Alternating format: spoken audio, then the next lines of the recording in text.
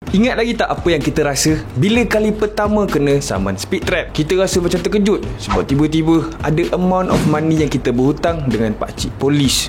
Saya tak ingat sebab saya tak pernah kena speed trap. Tapi ada satu individu yang tak bernasib baik apabila dia terkena saman dan dinobatkan sebagai speed trap paling mahal di dunia. Saman paling mahal di dunia tak berlaku minggu ni ataupun tahun lepas. Ini adalah rekod pada tahun 2010 dan masih belum dipecahkan sampai hari ini. Speed trap tu berharga $1 juta dengan nilai ringgit Malaysia 4.2 juta.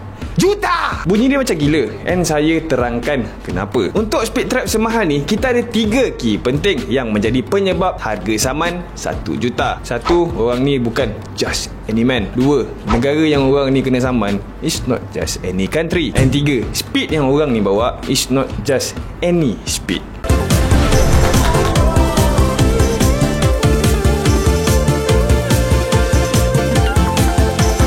Kalau ada masalah kereta and nak discuss masalah kita, masuk je dekat dalam forum buatbincang.com.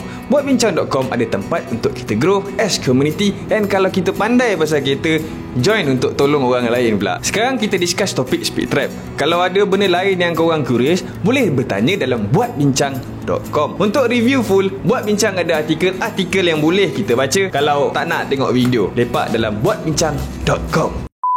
Dalam 3 key penting tadi, kita ada mention country, negara. Kadang-kadang kita lupa yang law setiap negara berbeza-beza. Speed trap paling mahal dikenakan kepada seorang lelaki Sweden berumur 37 tahun di Switzerland dengan model kereta yang sama yang pernah jadi safety car F1, Mercedes SLS AMG. Sebabkan orang ni sampai hari ni tak dapat nak identify diri dia, kita panggil dia Pakcik Sweet lah. Switzerland berbeza dengan law Malaysia, mengamalkan law yang dipanggil day fine. Nama lain unit fine ataupun structured fine. Law ni terkenal di kalangan negara-negara yang digemari oleh 1% individual. Macam contoh Jerman, Denmark, Macau and of course Switzerland. Day fine adalah kiraan amount saman based off offender punya daily personal income. Day fine untuk speed trap, kelajuan over speed limit akan menentukan berapa hari punya saman yang kita perlu bayar. Contohnya speed limit 110, kita bawa 120, 10 kilo lebih, kita kena charge 10 hari. Bila speed 150,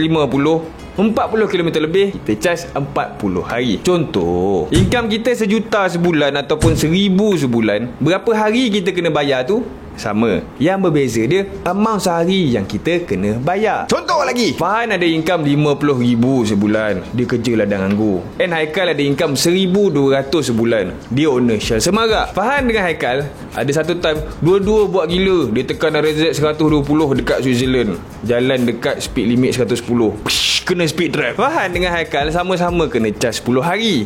Tapi Fahan punya income $50,000, meaning dia di charge daripada percentage of $50,000. Let's say 10%, so $5,000 sehari. Haikal, owner Shell kita, gaji $1,200, 10% RM120. Fahan RM5,000 kali 10 hari, Fahan kena saman RM50,000. Haikal RM120 kali 10 hari, Haikal kena saman RM1,200. Kedua-dua saman ni completely different daripada segi amount. Namun dari segi financial, Fahan and Haikal diberikan saman dengan financial burden yang sama. Tujuan saman kan adalah untuk punish and memberi peringatan kepada offender. And kalau kedua-dua saman adalah 1,200, bermakna Haikal diberi jauh lebih punishment daripada Farhan untuk kesalahan yang sama, and tujuan sebenar saman tak beri impact kepada Farhan. Ini perbezaan justice system kita dengan Switzerland. Day fine dia bukan untuk speed trap saja, tapi untuk most of punishment. Berbalik kepada Pakcik Sweet tadi, Pakcik Sweet dengan Mercedes SLS kena speed limit 290 km sejam dekat A12 highway antara Ban dengan Luzern. A12 punya highway speed limit adalah 120 km per jam, meaning Pakcik Sweet dah buat kerja gila, drive 170 km above speed limit.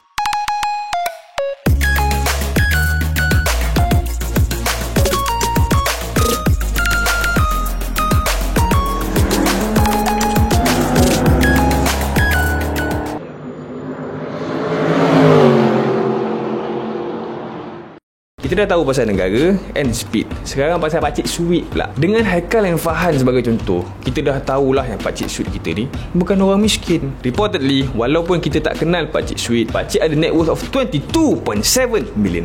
Pakcik sweet orang kaya. 170 km above speed limit menjadikan speeding ticket converted to 300 hari dengan net worth dia saman pakcik sweet sehari pada $3,600, menyebabkan total of his speeding ticket $1 juta. Sad day for pakcik sweet. Tapi pakcik sweet dia tak sedih sangat sebab dalam kereta pakcik sweet dia letak Airy Lavia Air Freshener. Datang dengan 4 pilihan bau, Airy Lavia Air Freshener berada pada ranking top 3 selama 6 bulan berturut-turut di Shopee dengan bantuan haruman yang terkenal dekat dalam market Malaysia: lavender, vanilla, lemon and honeydew. Rasa pelik orang tumpang tutup hidung.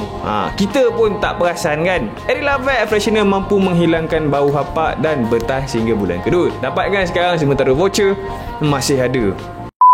Pakcik Sweet punya rekod memang impresif. Lagipun ni bukan kali pertama Pakcik Sweet langgar speed trap. Sebab tu dia kena saman amount macam tu. Rekod speed trap lain datang daripada director Nokia pada tahun 2002, Anssi Vanjoki di Finland. Finland pun dia guna Define macam ni juga. Director Nokia ni dia kena saman $103,000 punya saman.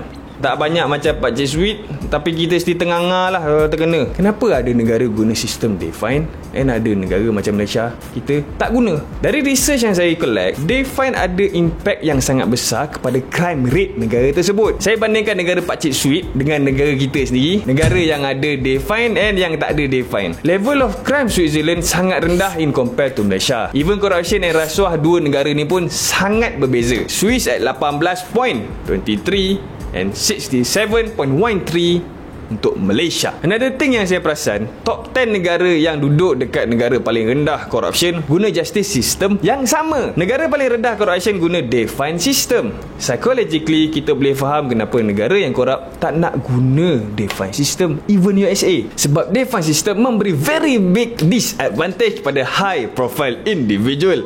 And individu yang sama jugalah individu yang mengamalkan corruption. Sebab tu Define system bukan justice system yang terkenal. Jangan tanya saya negara mana, saya tak nak jawab. Kalau Pakcik Sweet punya speed trap paling mahal dekat dunia, negara mana pula yang ada speed trap paling murah? That country would be Sudan, 7 sen. Syria 8 sen. Untuk Malaysia, speed trap kita tak semahal Switzerland, tapi Define system for sure adalah justice system yang sangat menarik. Walaupun Define system bukanlah satu-satunya penyebab crime rate negara ni turun secara drastik, tapi saya 100% sure Define system sangat membantu secara menyeluruh. Some state di Amerika pernah implement sistem ni and result dia sama drastik. The only reason negara di US tak teruskan adalah sebab Define system tak menguntungkan di sesetengah negara orang miskin, sebab dia kan ikut income. Tarik semua sistem tadi tu and crime rate naik seperti biasa semula. Terima kasih kerana menonton video ini. Sila subscribe to this channel sekarang, sebab kalau korang tak subscribe kan terlepas pula video-video lain nanti. Beli Airy Lavia Air Freshener untuk dapatkan pengalaman memandu yang lebih baik. Jumpa lagi lepas ni. Bye bye.